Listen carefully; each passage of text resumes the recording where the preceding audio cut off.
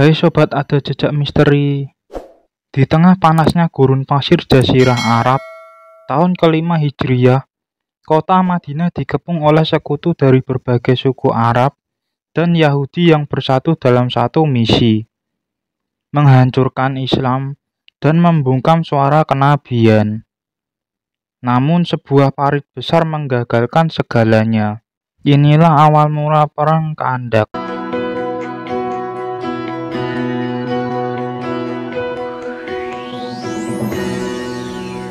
Latar belakang Perang Khandaq. Perang Khandaq atau juga disebut Perang Ahzab terjadi pada tahun kelima Hijriyah atau sekitar tahun 627 Masehi. Perang ini bukanlah konflik biasa, ia merupakan pengepungan besar-besaran terhadap kota Madinah oleh koalisi musuh yang luar biasa kuat. Penyebab perang ini berakar dari kekalahan kaum Quraisy dalam Perang Uhud. Rasa malu dan dendam yang belum terbalaskan membuat mereka merancang strategi baru. Mereka tak ingin hanya pasukan Mekah yang bertempur. Mereka ingin membentuk sekutu besar, sebuah koalisi dari berbagai suku Arab, termasuk Bani Nadir yang diusir dari Madinah karena pengkhianatan mereka. Suku Yahudi Bani Nadir berperan penting dalam membujuk Quraisy dan suku Ghatafan untuk menyerang Madinah. Mereka menyebar propaganda dan meyakinkan suku-suku lain bahwa Muhammad dan umat Islam adalah ancaman yang harus dihancurkan sebelum semakin besar. Formasi pasukan. Koalisi ini terdiri dari sekitar 10.000 prajurit, jumlah yang sangat besar untuk ukuran waktu itu.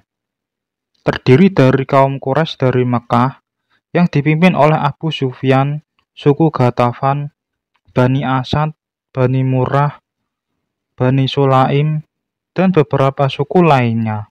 Inilah sebabnya mengapa perang ini juga dinamakan Ahzab, yang berarti sekutu-sekutu. Di sisi lain, kaum muslimin hanya memiliki sekitar 3.000 prajurit. Strategi parit. Ketika Nabi Muhammad SAW mendengar bahwa pasukan koalisi sedang menuju Madinah, beliau segera mengadakan musyawarah bersama para sahabat. Dari diskusi ini muncullah ide luar biasa dari seorang sahabat yang berasal dari Persia, Salman Al-Farisi. Ia menyarankan untuk membuat parit besar di sebelah utara kota Madinah, satu-satunya arah yang bisa dijadikan jalur masuk karena sisi lain Madinah sudah terlindungi oleh gunung dan kebun. Nabi menerima saran ini dan dengan segera seluruh kaum muslimin termasuk Nabi sendiri turun tangan menggali parit sepanjang 5,5 km dengan lebar sekitar 9 meter dan kedalaman hingga 4 meter. Kerja keras dan semangat gotong royong tampak jelas. Di tengah kelaparan dan dinginnya malam, mereka terus menggali, bertakbir saat menemukan batu besar dan mengikatkan batu di perut karena rasa lapar. Dimulainya peperangan. Akhirnya pasukan Ahzab tiba di Madinah, tapi alangkah terkejutnya mereka saat mendapati parit besar yang membentang mengelilingi kota. Ini adalah strategi yang belum pernah dikenal dalam perang Arab kala itu. Pasukan sekutu tidak bisa menyerbu, mereka terpaksa mengepung dari kejauhan, mencoba mencari celah untuk masuk.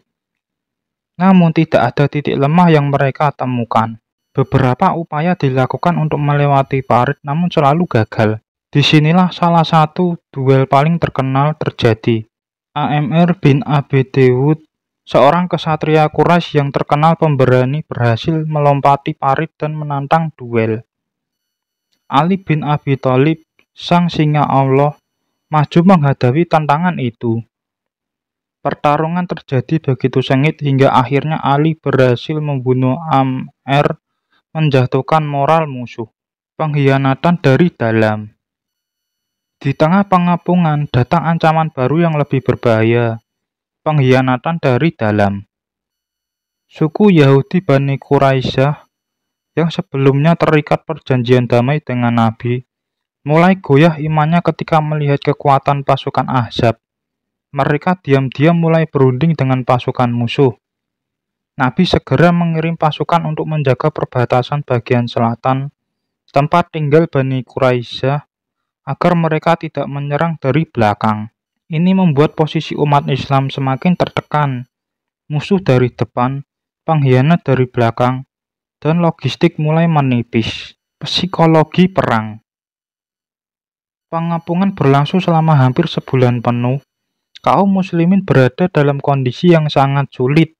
Kelaparan, kelelahan, dan rasa takut merayap di antara mereka.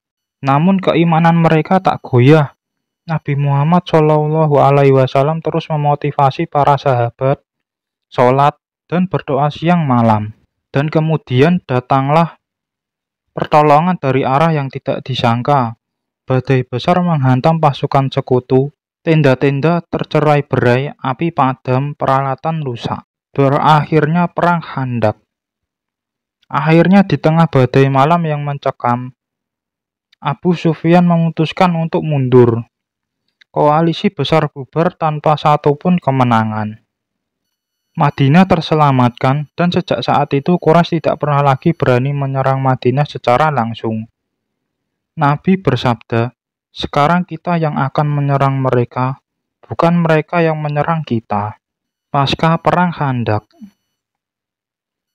Setelah pasukan Ahzab mundur, Nabi segera menghadapi pengkhianatan Bani Quraisyah. Sebuah pengepungan dilakukan terhadap benteng mereka. Setelah 25 hari, mereka menyerah, dan sesuai hukum yang berlaku saat itu, para pria yang terlibat pengkhianatan dihukum mati, sementara wanita dan anak-anak dijadikan tawanan. Ini menjadi pelajaran penting bahwa perjanjian tidak boleh dikhianati, apalagi di saat genting. Pelajaran dari Perang Khandaq.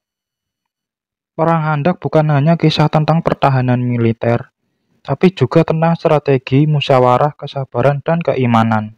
Beberapa pelajaran penting dari perang ini. Yang pertama, strategi lebih penting dari jumlah. Ide membuat parit mengubah arah peperangan. Yang kedua, musyawarah adalah kekuatan. Nabi mendengar pendapat para sahabat termasuk dari budaya luar seperti Persia. Yang ketiga, pengkhianatan punya konsekuensi. Hukum ditegakkan demi keadilan dan keamanan umat. Yang keempat, pertolongan Allah datang di saat yang tepat. Setelah usaha maksimal, Allah kirimkan badai sebagai kemenangan. Kesimpulannya, Perang Khandaq adalah tonggak sejarah yang memperlihatkan bagaimana umat Islam mempertahankan keyakinan, kota, dan kehidupan mereka dengan iman dan kecerdasan. Sebuah kisah penuh pelajaran dan inspirasi dari gurun pasir yang menyimpan jejak para pejuang sejati. Terima kasih telah menonton video ini.